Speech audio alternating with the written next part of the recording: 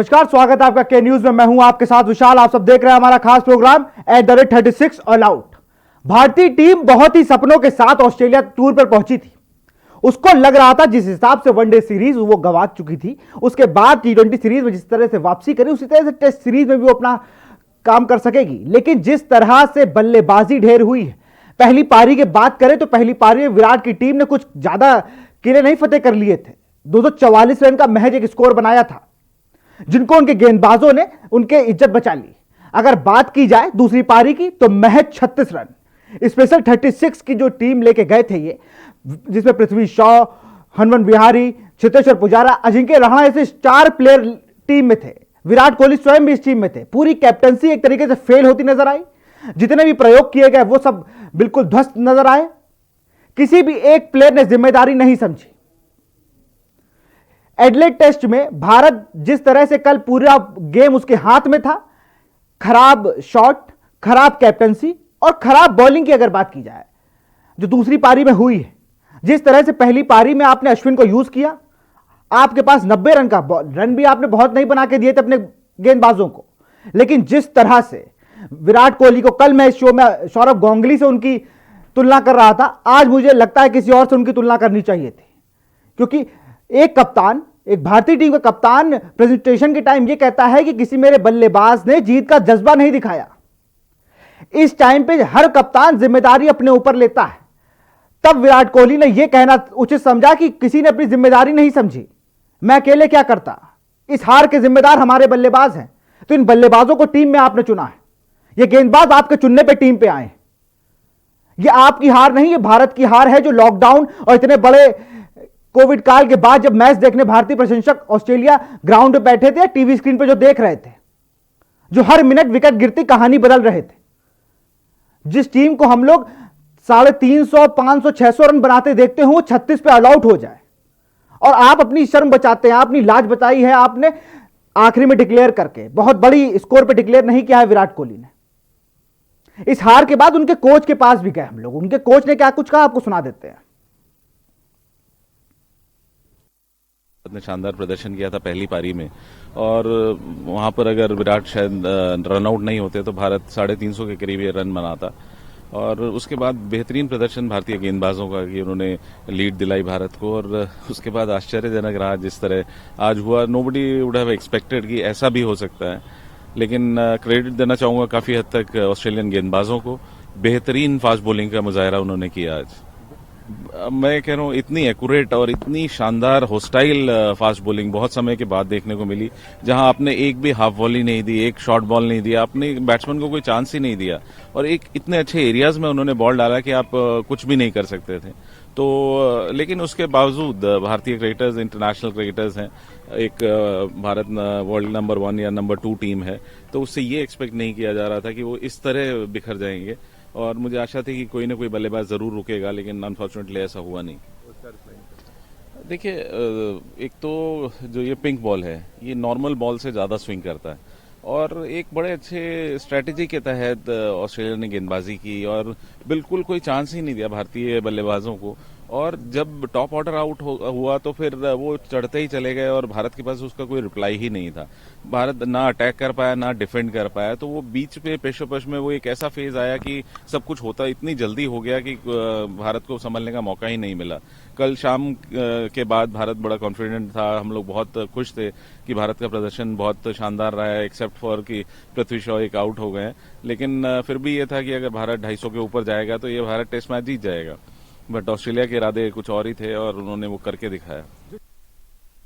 बिल्कुल आपने सुना यहां पे राजकुमार शर्मा को, ये विराट कोहली के कोच हैं। इन्होंने बताया कि जिस तरह से शुरुआत का टॉप ऑर्डर फ्लॉप हुआ, ये पहली बार नहीं है, 3 सीरीज खेल रही है भारत, ये तीसरी सीरीज है ऑस्ट्रेलिया में। पहले वनडे में देखा टॉप ऑर्डर फ्लॉप, हम लोगों ने अगर बात की जाए T20 में top order flop, Hardik Pandya वहां पे रहते थे। टेस्ट की बात की जाए टॉप ऑर्डर फ्लॉप। इस टॉप ऑर्डर पे क्या काम किया है विराट कोहली ने, क्या काम किया भरत अरुण ने, क्या काम किया संजय बांगर ने, या क्या काम किया है रवि शास्त्री ने।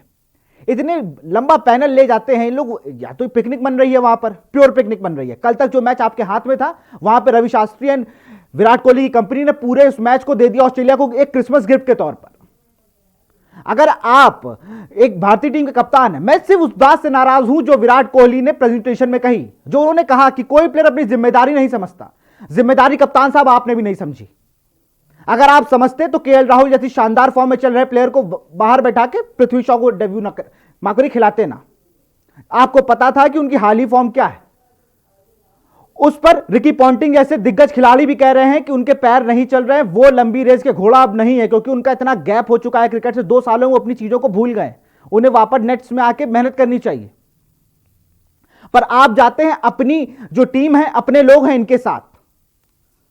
इन सब पे चर्चा करेंगे। हमारे साथ क्रिकेट एक्सपर्ट संदीप पांडे भी जुड़ चुके हैं। संदीप जी, बहुत बहुत स्वागत है के न्यूज में आपका। Thank you. संदीप जी, एक अलग रवैया और सिर्फ उसी की देन रवि शास्त्री और विराट कोहली की। किसी भी बड़े टूर्नामेंट में, बड़ी सीरीज में ना तो फॉर्म में है, ये वर्ल्ड कप जीत, फाइनल हार, सेमीफाइनल में बाहर हो जाते हैं, ऐसे तमाम टूर्नामेंट की लिस्ट है। आज सिर्फ नाराजगी इसलिए है कि 36 रन तो उम्मीद ही नहीं कर सकता कोई, कि कोई बल्लेबाज हमारा 10 रन नहीं बना सकता। 12-14 हजार रन बना के खेल रहे हैं। 31,000 लगभग रन हो गए विराट कोहली के, उनसे 8 रन बन रहे हैं। जी देखिए विशाल जी, मैं आपकी नाराजगी समझ सकता हूं। इवन ये नाराजगी सिर्फ आपकी ही नहीं है, हमारी ही नहीं है, पूरे क्रिकेट प्रेमी जितने भी हैं, भारतीय टीम के जितने सपोर्टर हैं, उन सभी की नाराजगी है। बट बीइंग अ स्पोर्ट्समैन, मैं जरूर ये बात कहना चाहता हूं कि कभी कभी क्रिकेट में ऐसे फेस आते हैं। आप याद करिए आईसीसी नॉकआउट जो चैंपियनशिप हुई थी, आईसीसी चैंपियनशिप जो 2017 में हुई थी, जिसमें पूरे टूर्नामेंट में इंडिया टीम ने बहुत शानदार खेल दिखाया था, और अंत में पाकिस्तान के खिलाफ फाइनल मैच का वो 1 घंटा जो था, जिस मैच में आपको याद हो हार्दिक पांड्या और जडेजा लास्ट में जिनकी पार्टनरशिप लग गई थी और हार्दिक पांड्या रन आउट हो गए थे, वो सिर्फ 1 घंटा स्टार्टिंग का थोड़ा सा लूज किया इंडिया ने, पूरा टूर्नामेंट बाहर हो गया। 2019 का वर्ल्ड कप आप याद करें, अगर पूरे टूर्नामेंट में चैंपियन की तरह टीम खेली, मगर न्यूजीलैंड के खिलाफ सेमीफाइनल मैच का 1 घंटा सिर्फ खराब हुआ और वो मैच हार गई, टूर्नामेंट से बाहर हो गई। इस टेस्ट मैच की बात करें, हम पहले 2 दिनों में 6 सेशन होते हैं, और 6 सेशन जब खत्म हुए थे तब हमारी टीम कहीं आगे थी, 60 रन की लीड हो गई थी हमारे पास, और हमारे पास 9 विकेट बचे हुए थे।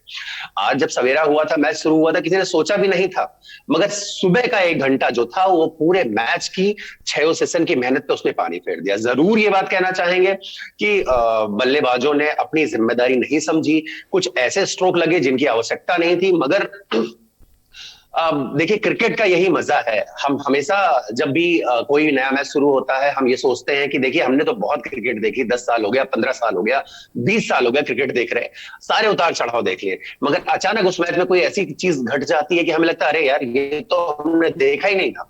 तो क्रिकेट का देखिए यही मजा है।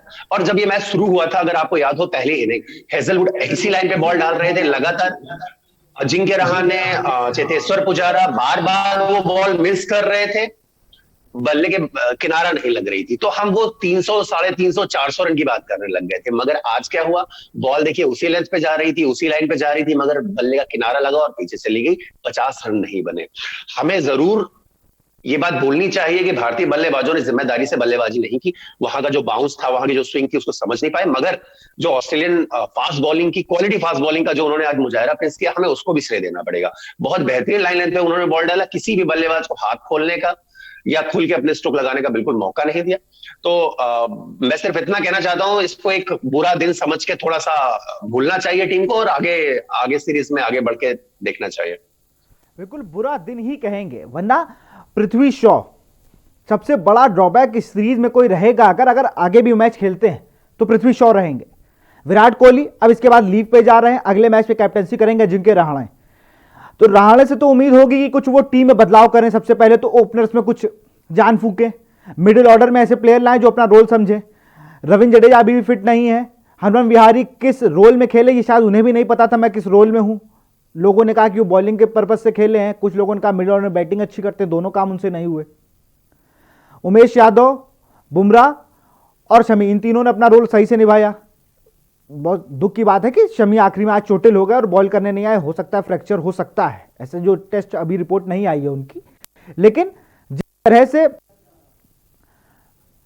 विराट कोहली कैप्टनसी अब घेरे में आने लगी है, किसी भी बड़े टूर्नामेंट की बात की जाएगा, वो चाहे आईपीएल रहा हो, चैंपियंस ट्रॉफी हो, 2019 वर्ल्ड कप हो, बॉर्डर गावस्कर ट्रॉफी हो, इससे पहले वाली सीरीज की मैं बात नहीं करूंगा, तब आपके साथ कुछ लोग थे जो अपनी चीजों को समझते थे। लेकिन जिस तरह से ये गलतियां हो रही हैं विराट कोहली के साथ, विराट कोहली को मोह छोड़ना होगा। ये मोह धोनी के पास भी था, सौरभ गांगुली ने भी कुछ प्लेयरों से मोह किया, उनके साथ उन्होंने देखा क्या हुआ। फिर धोनी के साथ भी यही दिक्कत थी, उन्होंने भी कुछ प्लेयर चुने, उनके साथ रहने लगे, फिर वही दिक्कत हुई, फिर वो टीम से बाहर हुए। वही सेम चीज इनके साथ भी हो गई है। ये उन लोगों को ज्यादा प्रेफर करते हैं जो इनके ज्यादा क्लोज हैं या ज्यादा इनको पूछते हैं। पृथ्वी शॉ उनमें से एक है। ऐसे तमाम प्लेयर हैं इस टीम में, नाम नहीं लूंगा लेकिन ऐसे तमाम प्लेयर हैं। देखिए, बिल्कुल सही कह रहे हैं, और हैरानी तो तब होती है जब लगभग यही टीम थी और 2018-19 की सीरीज हम ऑस्ट्रेलिया में जीत के आए थे। तब विराट कोहली और रवि शास्त्री जी जो टीम के मैनेजर थे, दोनों लोगों ने इस टीम को India team, best Indian team बोल दिया था, जो कि 83 world cup team winner team थी, उससे कंपेयर किया। 2009 की जो टेस्ट चैंपियनशिप में नंबर 1 आई थी, उससे कंपेयर किया था, और बोला था ये एवरग्रीन जो है टीम, अगर ऑल टाइम फेवरेट टीम चुनी जाए तो सबसे मजबूत टीम ये है। तो मुझे लगता है कि बहुत बड़े खिलाड़ी हैं, बहुत ज्यादा क्रिकेट खेली है, बहुत ज्यादा क्रिकेट देखी है, तो इस तरह के बयान आने नहीं चाहिए टीम के अंदर से। हम दर्शक हैं, हम कोई भी बात कर सकते हैं, किसी की प्रशंसा कर सकते हैं, किसी टीम को रेट कर सकते हैं, मगर खिलाड़ियों को ऐसा करना नहीं चाहिए, क्योंकि देखिए उसका परिणाम क्या होता है, 1 साल के बाद आप 50 रन नहीं बना पाए और इंडियन क्रिकेट हिस्ट्री में सबसे न्यूनतम स्कोर पे आप आउट हो गए। इसी जिसको आप बोल रहे थे बेस्ट टीम है इंडियन क्रिकेट हिस्ट्री की, उसी टीम के साथ आप न्यूनतम स्कोर पे आउट हो गए। तो एक ये चीज बहुत इंपॉर्टेंट है। और दूसरी एक चीज मैं ये कहना चाहता हूं, अब इंडियन टीम के पास 2 तरीके हैं कि किस तरह से वो जो है मेलबोर्न टेस्ट में जाती है। एक तो जो बॉक्सिंग में होता है कि आप 6 राउंड में 7 राउंड हो गए, उसमें से 7 राउंड में से जो है आप 6 राउंड में आ गए और अंकों के आधार पे आप आगे चल रहे हैं, उस तरह से सोच के आप जाएं, या फिर आप इस तरह से जाएं कि आप पिछला मुकाबला 6 राउंड में आगे रहे और 7वें राउंड में आप नॉकआउट हो गए और मुकाबला हार गए। तो मुझे लग रहा है 2 रास्ते हैं, और टीम मैनेजमेंट डिसाइड करेगी, टीम मीटिंग्स में बात कर रही है खिलाड़ियों से कि किस तरह अगले टेस्ट मैच में इनको जाना है आगे। रवि शास्त्री को भी, जिस टीम को पृथ्वी शॉ उस टीम में भी थे, जिस टीम की आप बात कर रहे हैं 2018-19 वाली, उस टीम में भी थे, वो डेब्यू किया था। लेकिन जिस तरह से विराट कोहली के साथ जब से रवि शास्त्री जुड़े हैं, इससे पहले अनिल कुंबले रहे, कुछ बनी नहीं, साफ चीजें, वो तो खुल के है, ऐसा कुछ नहीं कि हम लोग कह रहे हैं, मीडिया कह रही है कुछ, ये तो खुल के था कि विराट कोहली और अनिल कुंबले में नहीं बनी, ईगो टकरा रहता था। अब क्या है, रवि शास्त्री ज्यादा इंटरफेरेंस करते नहीं है, मुझे पता है, वो ज्यादा टीम इंटरफेरेंस उन्होंने कभी नहीं किया। उनको बस अपने से मतलब है, अपनी चीज। शाम 5 बजे के बाद उनका रूप अलग होता है। 5 बजे वो आयन चपल को बता देते कि उमेश यादव को मैं खिलाऊंगा, वो पहले ही सब बता देते। एक दिन पहले नहीं, 1 हफ्ते पहले आयन चपल ने ट्वीट कर दिया था कि रवि शास्त्री और मैं कुछ किसी जगह बैठे हुए थे, किसी स्थान में बैठे, उन्होंने कहा कि मेरा तीसरा बॉलर उमेश यादव है। तो कहीं ना कहीं वो आदमी कोच के साथ साथ और भी कई चीजें कर रहा है, वो टीम को गाइड कर ही नहीं रहा है। वो कहां किसी चीज में आपको दिख रहा है, वो आज तक ग्राउंड में नहीं दिखेंगे कभी आपको बॉल समझाते हुए। बॉलर को बहुत अच्छे लेफ्ट आर्म रहे हैं, उन्होंने कितना समझा दिया आर अश्विन को, बहुत अच्छे ओपनर बैट्समैन रहे। पृथ्वी शॉ को क्या समझाया उन्होंने? ये 20 लोगों का जो पूरा योगा और मसाज और वीडियो वाले तमाम लोग जा रहे हैं, किस लिए जा रहे हैं? मैनेजमेंट बिल्कुल फेल है भारतीय टीम का। वरना जिस तरह पहली पारी में आउट होना, वैसी अगली गेंद पे आउट होना, अगली पारी में दूसरी गेंद पे। तो पृथ्वी शॉ ने कुछ बदलाव तो किया नहीं अपने ऊपर, इतने प्रैक्टिस मैच खिलाए, इतना सब कुछ हुआ, क्या फायदा मिला उसका? जी विशाल जी, जब अनिल कुंबले जी इस टीम के कोच हुआ करते थे, उस समय जो भी मनमुटाव हुआ हो आपस में, कोहली ने खुद स्टेटमेंट दिया था कि हमें एक इतने मैच्योर क्रिकेटर हो गए इस लेवल पे, हमें कोच की जरूरत नहीं है, हमें एक मैनेजर की जरूरत है जो कि मैन मैनेजमेंट कर सके। तो वो जो स्टेटमेंट था अपने आप में बहुत बड़ा स्टेटमेंट था, और वही स्टेटमेंट रीजन था कि अनिल कुंबले जी ने क्विट किया और Ravi Shastri as a manager team के साथ जुड़े। तो अब वो स्टेटमेंट ही अपने आप में सारी कहानी बयां कर देता है कि किसकी टीम के चयन में कितनी चलती है और कौन टीम को ज्यादा संभाल रहा है। रही दूसरी बात पृथ्वी शॉ के बारे में, तो हम लोगों ने इसी प्रोग्राम में चर्चा की थी। शुभमन गिल एक ऐसे कैंडिडेट थे जो कि ऑस्ट्रेलियन विकेट्स के लिए, बाउंसी विकेट्स के लिए टेक्निकली ज्यादा स्ट्रॉन्ग कैंडिडेट थे, और उनको मुझे लगता है करंट फॉर्म के हिसाब से भी उनको मौका मिलना चाहिए था, बट किन्हीं कारणों उनको मौका नहीं मिल पाया। मुझे लग रहा है अगले मैच में वो जरूर खेलेंगे। अगले मैच में खेलेंगे, लेकिन टीम कौन डिसाइड करके जाएगा? क्या विराट कोहली जाने से पहले रवि शास्त्री को मैसेज कर देंगे ये टीम खेलेगी, ये मेरे लोग हैं, इनको खिला लीजिएगा? साफ दिखता है। मुंबईवाद और तमाम वाद कहे जाते हैं, लेकिन ऐसा इन सब से ताल्लुकात नहीं है इस टीम का। लेकिन कहीं ना कहीं इस टीम पर रवि शास्त्री और विराट कोहली बिल्कुल हावी है, वो जो चाहते हैं वो करते हैं। सिराज को टीम में ले जाने से अच्छा था एक ऑलराउंडर आप ले जा सकते थे। नेट बॉलर के तौर पे आप उन्हें नहीं ले गए हैं। आप कार्तिक त्यागी और कमलेश नगारकोटी की तरह उन्हें नहीं ले गए हैं, आप उन्हें बिल्कुल टीम में ले गए। आपने ऑलराउंडर्स की टीम कहां बनाई? जब आपको पता है हार्दिक पांड्या फॉर्म में नहीं है तो आप किसी ऑलराउंडर को ले जाते। रविंद्र जडेजा चोटिल हो गए, उसका हाल आप देखिए, 4 बॉलरों के साथ आप खेल रहे हैं। बिल्कुल सही, बिल्कुल सही। देखिए ये दूरदर्शिता का तो अभाव है कहीं ना कहीं इस टीम सिलेक्शन में, क्योंकि कुछ एक ऐसे कैंडिडेट थे जो ऑस्ट्रेलियन कंडीशंस में थोड़ा सा बेटर परफॉर्मेंस जिनकी आ सकती थी। मुझे लग रहा है आज मैं जब ये टीम का पूरा स्क्वाड दिखा रहे थे और ऑलराउंडर की लिस्ट दिख रहा था, तो ऑलराउंडर की लिस्ट में हनुमा विहारी दिख रहे थे, अश्विन दिख रहे थे और जडेजा दिख रहे थे।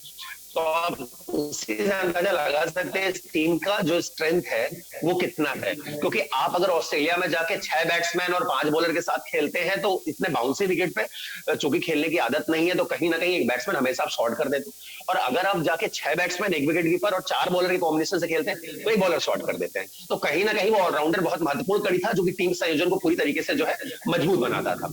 और मुझे लग रहा है इस स्थिति में कहीं टीम सिलेक्शन जो है मात खा गई। टीम सिलेक्शन मात खा जाती है। मैं ये देख रहा हूं कई बार से, कोई एक बैट्समैन आपका या बॉलर बहुत अच्छा प्रदर्शन करते तो उसको आप लोग बिल्कुल तान देते। सिराज ने एक आईपीएल के मैच में 3-4 विकेट ले लिए, बिल्कुल वो फेम हो गए। इससे पहले जब वो धोनी की कैप्टनसी में खेलने आए 4 ओवर में 65 रन दिए, एक भी विकेट नहीं। धोनी ने अगला मैच खिलाया, उन्हें भरोसा किया, 4 ओवर 75 रन। विनय कुमार के बाद सबसे ज्यादा रन लुटाने वाले गेंदबाजों में है, पहले नंबर पर विनय कुमार, दूसरे पर अशोक टिंडा, तीसरे पर मोहम्मद सिराज अगर बात की जाए।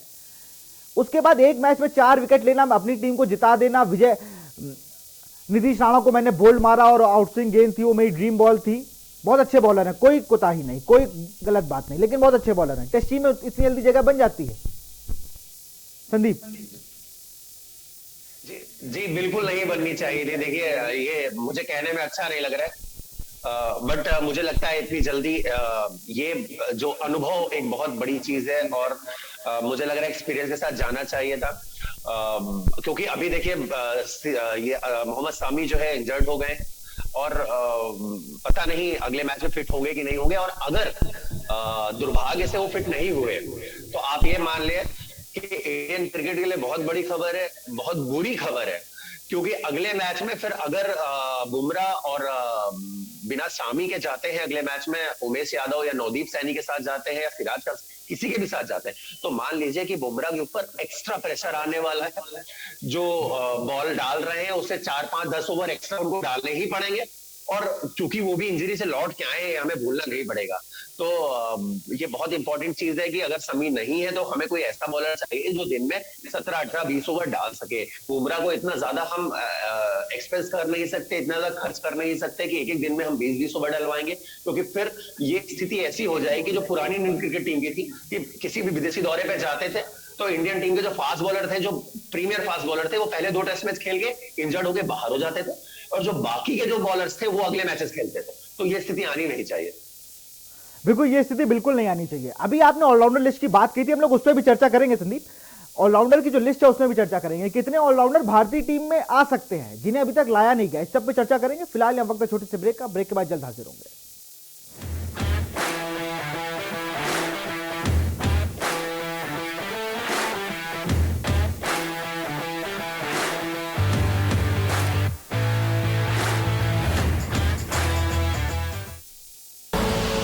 आप देख रहे हैं के न्यूज, खबरों का सारथी।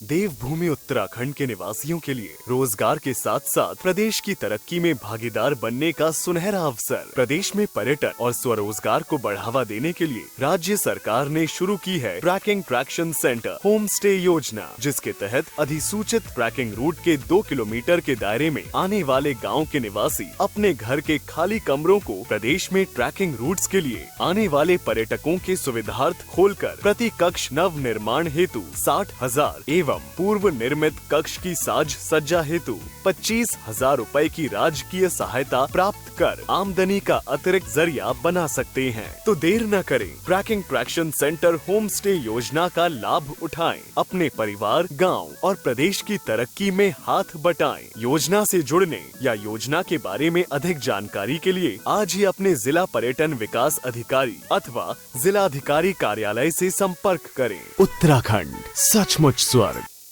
फिट रहना है तो फिटनेस हेल्थ ऑयल ले आओ। You are correct. हाँ, करेक्ट होता है बाबूजी। सही बोले हैं, तो ले आइए फिटनेस हेल्थ ऑयल। खुदी को आजमाया है तो ये अंदाज आया है, खुदी को आजमाया है तो ये अंदाज आया है। तुम में भी मैं हूं, शुद्ध प्लस पान मसाला। स्वाद और खुशबू में झूम के भाई लेके आए गोल्डी मसाले। गोल्डी मसाले, खुशबू और स्वाद ऐसा तो रिश्तों में गुस्सा कैसा। आप देख रहे हैं के न्यूज, खबरों का सारथी।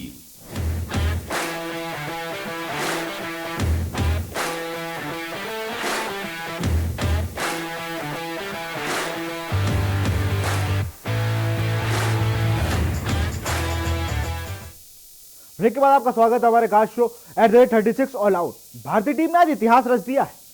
36 रन पे ऑल आउट होना कोई बड़ी बात नहीं है, इतनी आसानी से कोई होता भी नहीं जिस तरह से भारतीय बल्लेबाज हुए हैं। इन सब पे चर्चा करेंगे।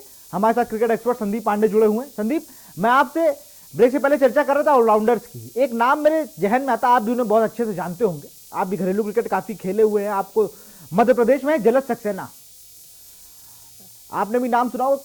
बीसीसीआई नमन अवार्ड कराती है एक, उसमें लगभग वो 7 से 8 सालों से, जितना मुझे याद है, लगातार बेस्ट ऑलराउंडर का खिताब जीत रहे हैं। इस साल 19 की मैं बात करूं तो उन्होंने अवार्ड लेने से मना कर दिया और बाकायदा एमपीसीए को एक लेटर लिख दिया था कि भाई साहब अवार्ड देते रहोगे, कभी टीम में भी खिलवाओगे, कब तक अवार्ड लूंगा। मतलब जो हर रणजी ट्रॉफी उसमें बेस्ट ऑलराउंडर बन रहा हो हर 8 साल से कंटिन्यू, वो आज भी आईपीएल तक के उस टेबल पे नहीं है, हम लोग को दिख रहे हैं। और हम लोग ऑलराउंडर की तलाश कर रहे हैं, भले वो मीडियम पेसर हो, स्पिनर हो, कोई हो, ऑलराउंडर होना चाहिए ना एक। और वो ऑलराउंडर जलज सक्सेना के रूप में मिल सकता है और गुमनामी के सितारों में है वो। अब किसी दिन सुनने में आएगा कि उन्होंने भी अपने ग्लव्स ऊपर कर दिए, संन्यास ले लिया। अगर वो आज उन पे नजर पड़ जाए, एमपीसीए से, मध्य प्रदेश से कितने प्लेयर खिला लिया आपने? सिर्फ दिल्ली मुंबई यूपी, दिल्ली मुंबई यूपी घूम घूम के उन्हीं के पास जाना है आपको। जी जी, विशाल जी देखिए, बिल्कुल सही कह रहे हैं आप। ये चीज देखिए जिम्मेदारी बोर्ड की है, सिलेक्टर्स की है, उनको नजर रखनी चाहिए। काफी ढेर सारा क्राइटेरिया बना दिया है, मगर मुझे लग रहा है कि आज भी, इनकार कोई कितना भी कर ले, बट आज भी इंडियन टीम का कोई भी फॉर्मेट होने दीजिए, उसका सिलेक्शन जो है आईपीएल की परफॉर्मेंस से अछूता नहीं रह गया। क्योंकि आप जलज सक्सेना की जिनकी आप बात कर रहे हैं, जलज सक्सेना मुझे लग रहा है 2-3-4 साल पहले इंडियन टीम में खेल गए होते अगर ये आईपीएल खेल रहे होते। क्योंकि आईपीएल में इनकी जगह बनी नहीं, तो रणजी ट्रॉफी एक समय जरूर था जब भी सारे सिलेक्टर्स जाते थे, सारे मैचेस देखते थे, उसकी रिपोर्ट देते थे, उसके बाद टीम बनती थी। बट अब वो चीज रही नहीं। मुझे लग रहा है आईपीएल की परफॉर्मेंस का जो इन्फ्लुएंस है वो बहुत ज्यादा हो गया है। बहुत से ऐसे खिलाड़ी हैं जिन्होंने फर्स्ट क्लास क्रिकेट नहीं खेला और डायरेक्ट इंडियन टीम में आ गए, वो सिर्फ आईपीएल की देन है। और मुझे लग रहा है ये जो T20 और limited over white ball cricket है, इसका जादू बहुत ज्यादा सर चल के बोल रहा है। और जो टेस्ट क्रिकेट है वो एकदम डिफरेंट है, मगर सिलेक्टर्स पता नहीं क्यों रेड बॉल क्रिकेट है उसको उतना सीरियसली ले नहीं रहे हैं।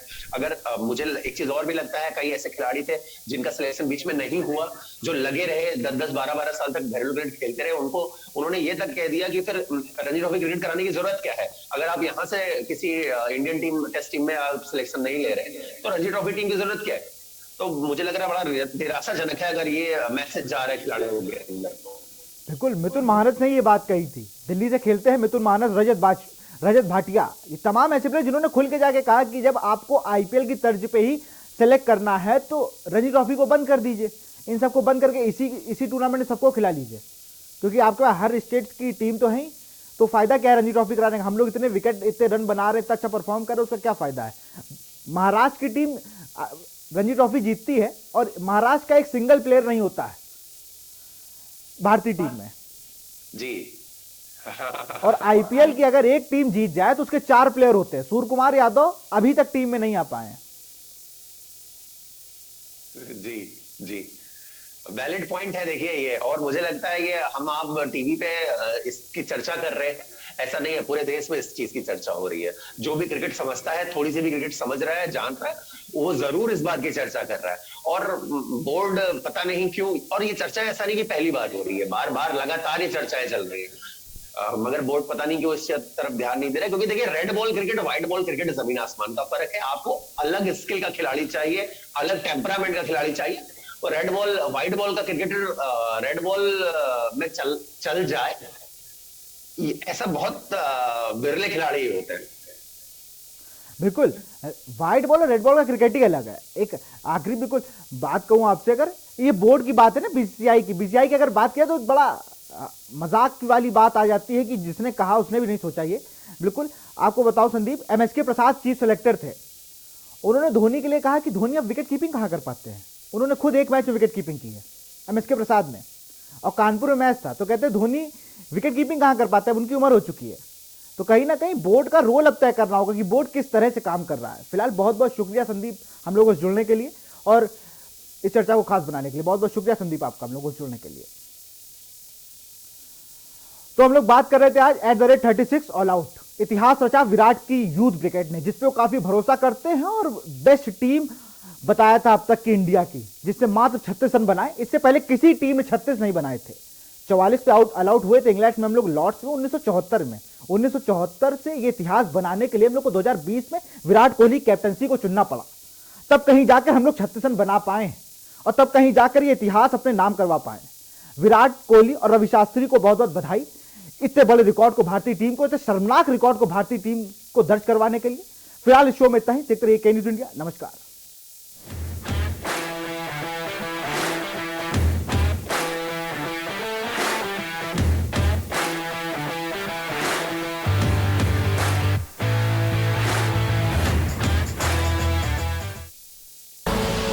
आप देख रहे हैं के न्यूज, खबरों का सारथी।